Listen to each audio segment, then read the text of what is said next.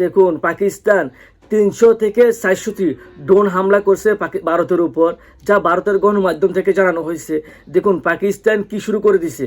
পাকিস্তান এখন তাদের বড় বড় সামরিক ঘাঁটিগুলো থেকে আঘাত করতেছে, হামলা করতেছে। ভারত কি করছে জানুন, বেঙ্গুলের বাসা ছিলেন, বেঙ্গুলের বাসায় ডিল মারছে, এখন বেঙ্গুল যেয়ে তাদেরকে উল্টো উল্টো হামলা করতেছে, ড্রোন হামলা করতেছে। এখন পাকিস্তান এখন ভয়ে কাঁপতেছে, কি করবে না করবে দিশ করতে পারতেছে না। তাদের গণমাধ্যম এখন মানে শুধু করতেছে, মার্কেটিং করতেছে কীভাবে যুদ্ধ থামানো যায়। ভারত বুঝতে পারে না তারা যে কোথায় ডিল মারতেছে। আর পাকিস্তান যে অস্ত্রগুলো চালাচ্ছে সম্পূর্ণ তুরস্ক দেওয়া তৈরি। তুরস্ক থেকে অত্যাধুনিক প্রযুক্তির এই ড্রোনগুলো নিয়ে আসা হয়েছে। বর্তমানে এগুলো তাদের সামরিক ঘাঁটিতে একের পর এক মারতেছে।